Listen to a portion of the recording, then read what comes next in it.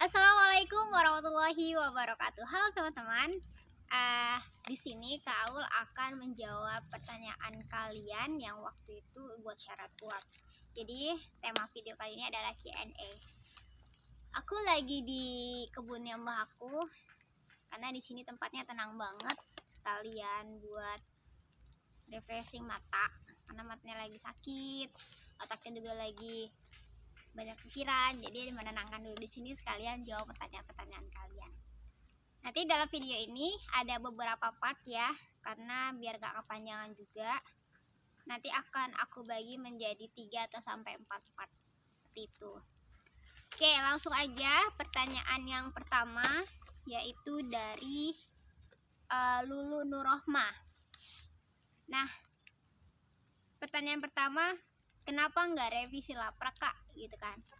Alasan aku nggak ngerevisi laprak itu yang pertama, kalian kan sudah semester 5 ya, dan banyak yang memang kalian sudah temukan, pelajari. Pasti revisi-revisi itu kalian pernah pernah mendapatkan gitu kan. Jadi tipe aku, kalau kalian udah pernah mendapatkan revisi, setidaknya kalian sudah jauh lebih baik dari sebelumnya gitu.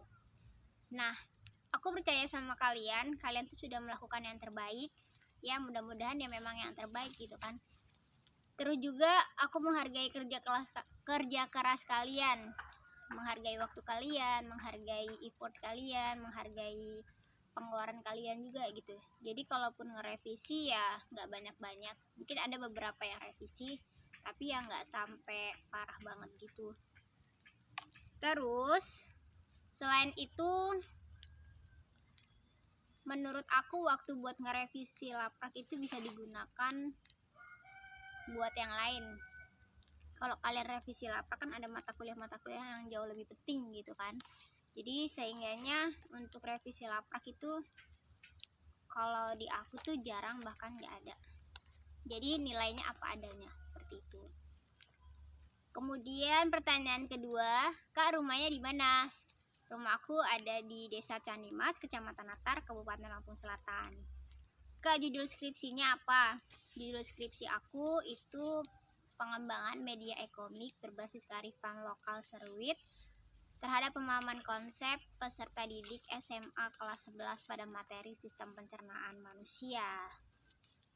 Gitu ya lu. Oke, selanjutnya pertanyaan kedua dari Silviana Yuniarti.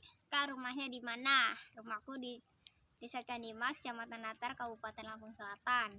Kak lagi sibuk apa? Kau lagi sibuk ya kuliah sama kayak kalian gitu kan. Terus mungkin ada tambahan buat pemasukan ya. Kalau kau tuh ngajar privat juga 2 tempat. Kemudian ini lagi dimintain tolong buat terjun ke pemilu 2024. Mohon doanya ya teman-teman. Kemudian sibuk di rumah ngurusin orang tua, ngurusin mbah gitu juga kan, yang ngurusin masyarakat lah. Gitu. Terus pertanyaan selanjutnya, kenapa Kak Aul baik? Aku nggak tahu nih baiknya kayak apa ya, tapi yang jelas orang menilai baik atau tidaknya itu sesuai dengan persepsinya masing-masing. Menurut aku cuman berprinsip dimana aku menanam, pasti di situ aku akan menuainya, seperti itu. Selanjutnya pertanyaan ketiga ada dari Feptiana Isniani. Isni apa Isriani ya? Nah, pertanyaan pertama, kenapa bisa sesabar itu Kak? Gitu kan. Oke, untuk masalah sabar itu bisa dari individunya masing-masing atau bisa juga dari latihan dari berbagai pengalaman yang pernah dilakukan, yang pernah dilalui.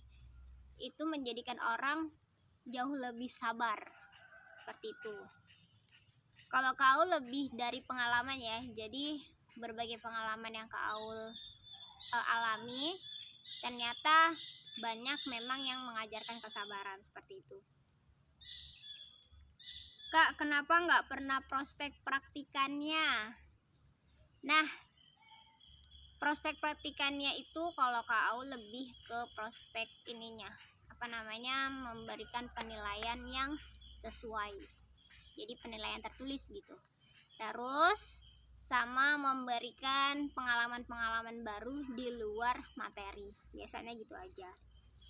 Terus, Kak, kenapa ambil kelas C? Kan masih ada yang kelas lain. Nah, lagi-lagi itu sesuai dengan tadi kesibukannya apa, kemudian jadwal prioritasnya itu di mana, kapan. Nah, ternyata untuk kelas C ini jadwalnya sesuai sama waktu yang yang agak longgar dikit lah gitu. Kemudian keempat itu ada Indira Larasati. Kak, capek nggak ngaspra kelas C? Semua kerjaan tuh nggak ada yang nggak capek ya, tapi kan karena kita suka, karena kita bisa di bidangnya, jadi ya nikmatin aja. Capek itu hal wajar. Kak, bisa pintar itu gimana sih tipsnya? Ya belajar, terus nggak malu bertanya, terus cari hal-hal baru tanpa diperintah, seperti itu. Terus tips biar nggak stres metopen, ngerjain bab 1, 2, 3 gimana Kak? Ya kerjain aja semampunya, jangan sampai di luar nurul kalian gitu. Karena memang metopen itu kalau kita belum, kan awal ya, aku juga pernah ngerasain kayak kalian, itu memang stres banget, bingung gimana cara mulainya. Tetapi itu bisa diatasi kalau kita itu punya strateginya. Kita itu perhatikan dulu proposal itu tuh kan skripsi itu ya. Skripsi itu kan bab 1, 2, 3 kalau proposal. Jadi kita cukup baca, nyari pengalaman di buku-buku cutting, skripsi cutting tuh ya bab 1, 2, 3 gitu aja. Terus kalian cari judulnya yang mirip-mirip sama kalian. Nanti kalian tinggal ngikutin aja alurnya. Dengan skripsi cutting itu di bab 1, 2, 3-nya.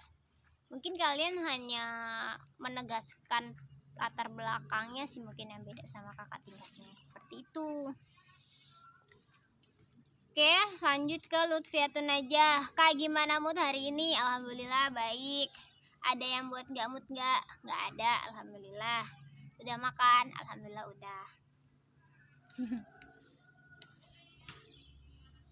Oke, selanjutnya dari Edo Wijaya. Cara buat latar belakang dengan baik gimana Kak? Cara buat latar belakang dengan baik adalah kalian benar-benar memahami judul kalian. Jadi kalau judul kalian tuh udah paham alurnya begini, nanti kalian itu bakal bisa buatnya. Jadi kalau kuanti kayaknya Edo ini ya. Edo ini kan kuanti, berarti dari umum ke khusus. Jadi kamu sering-sering baca skripsi cutting, gambaran umum mereka dalam skripsi itu gimana. Jadi kamu bisa lihat di sana dari umum ke tengah dulu. Nanti ke khususnya itu cari lagi yang cari yang sesuai dengan kamu, penelitian kamu, seperti itu. Ada kereta berisik. Bentar ya Dok, aku skip dulu. Oke Dok, keretanya udah selesai. Lanjut pertanyaan kedua, cara menjadi pengajar yang baik. Menjadi pengajar yang baik itu jangan malu atau jangan takut untuk mencoba. Karena dengan cara itu kamu mendapatkan pengalaman. Kalau udah dapetin pengalaman, ketika kamu terjun di dunia yang sama, itu kamu akan mendapatkan pembelajaran yang baru. Jadi pengalaman itu mengajarkan kita sesuatu hal untuk menjadi lebih baik ke depannya. Seperti itu. Kemudian tips untuk menjadi semester 5. Tips untuk mahasiswa semester 5 itu kalian selalu jaga kesehatan, jaga mood kalian, kemudian jaga semangatnya juga. Terus jangan malas-malas ke perpus, jangan malas-malas membaca, jangan malas-malas juga untuk upgrade diri, memperbanyak skill. Tuh. Terus Lara Dwi Lestari. Cara membangun komunikasi dengan baik kepada praktikan. Gunain bahasa sehari-hari yang mudah dipahami. Kalau kayak gitu pasti mereka cepet nyambung, terus mereka itu akan apa ya, empati lah sama kita gitu. Terus jangan ini ya, apa namanya, jangan tegas-tegas amat sama praktikan juga. Ya tegasnya ada waktunya gitu, tapi jangan kebanyakan.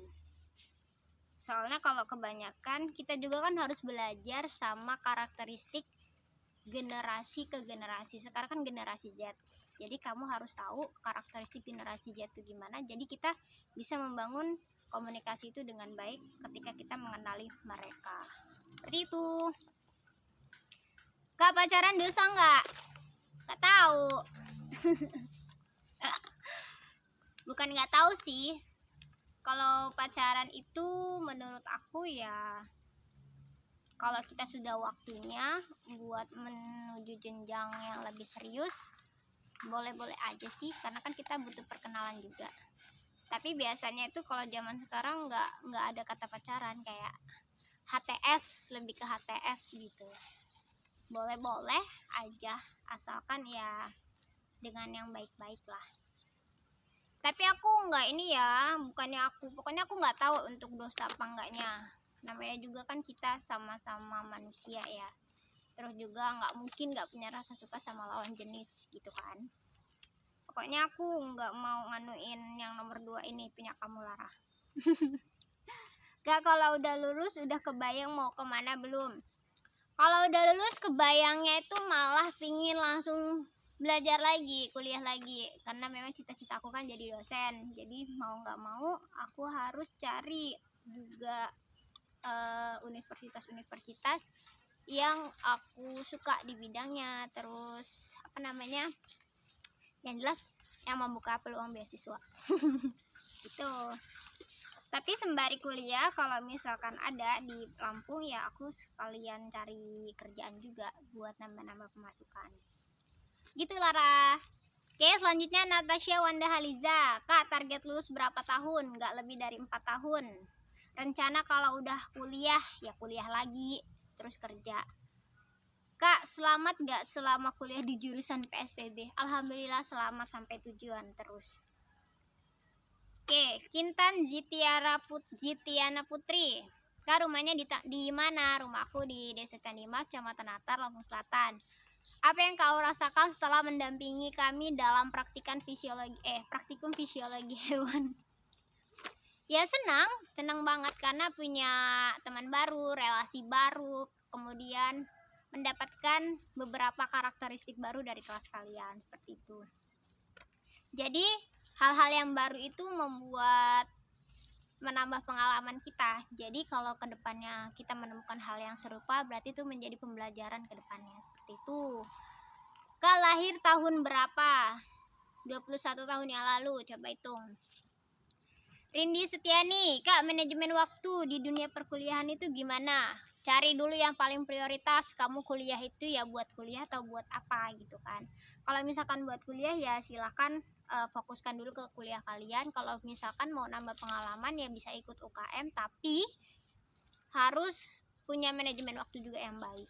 Jadi kalian fokus utama prioritasnya kuliah, terus untuk mencari link atau relasi itu bisa dengan UKM.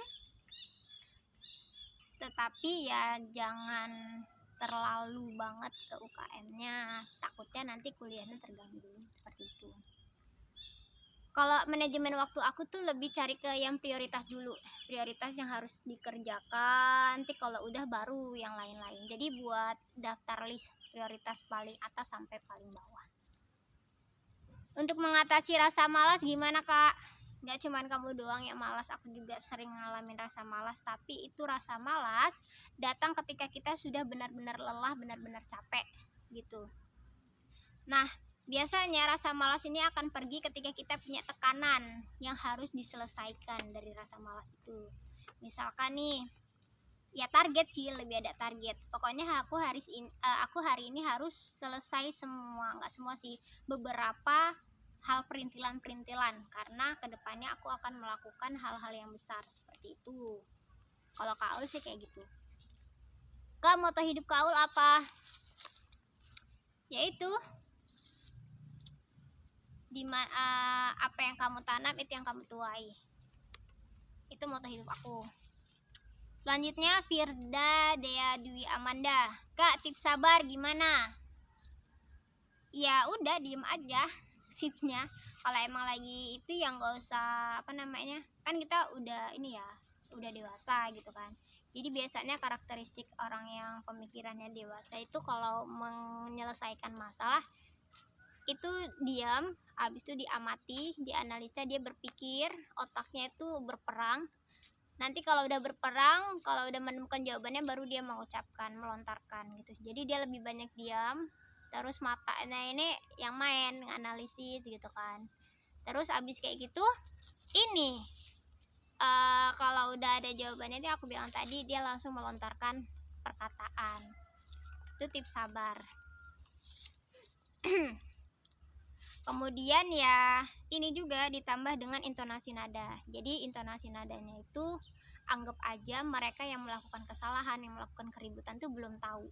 Jadi kita yang udah tahu, kita memberikan solusinya itu dengan cara yang lembut. Ya maksudnya nggak lembut-lembut amat gitu sih, tapi ya nadanya nggak yang teriak-teriak, nggak yang marah-marah gitu, nggak. Gitu ya. Kak, jangan lupa jaga kesehatan ya. Oke. Cara belajar dengan tenang, Kak. Ya ini macam aku di kebun. Karena belajar dengan tenang itu biasanya yang menghadap dengan hijau-hijauan.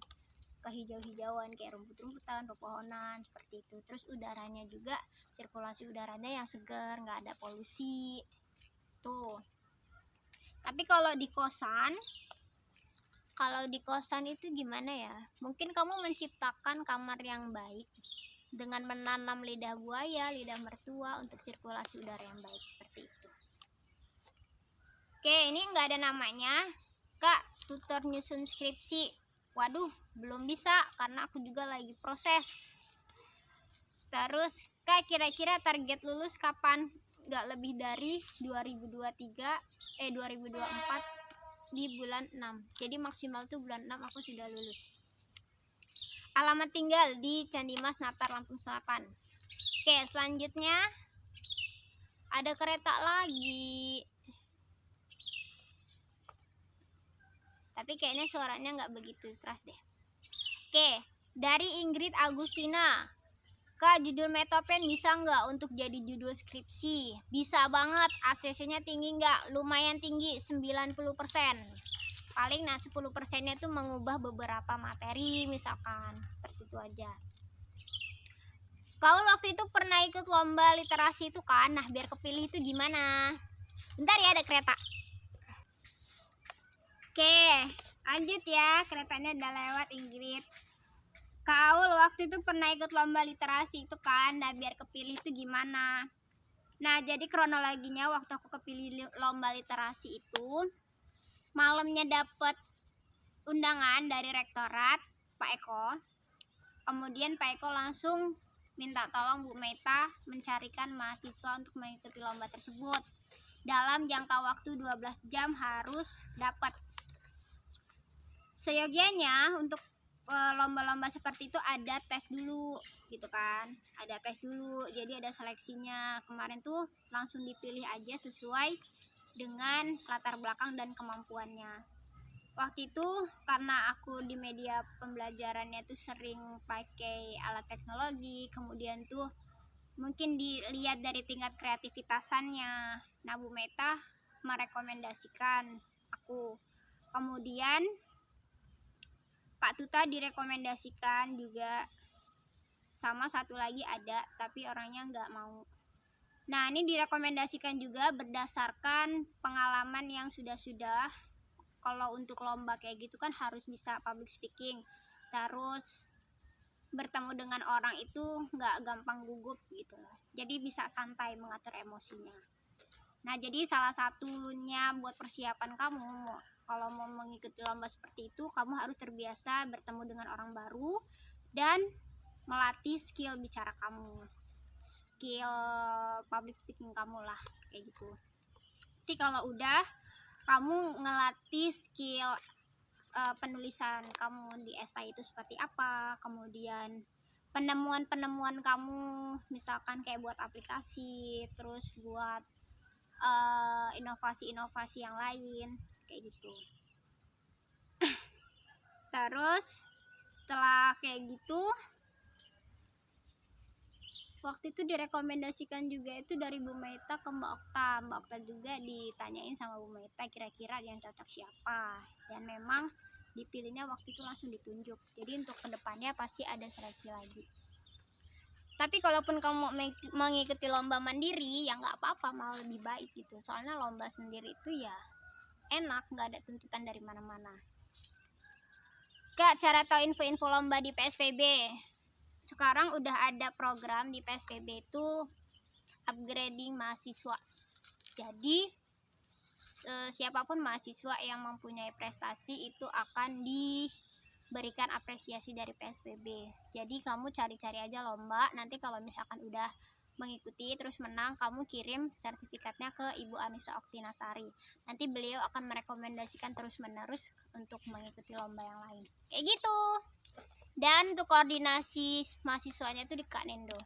Tapi menurut aku langsung aja ke Bu Anissa, biar cepet-cepet diproses gitu lah. Seperti itu.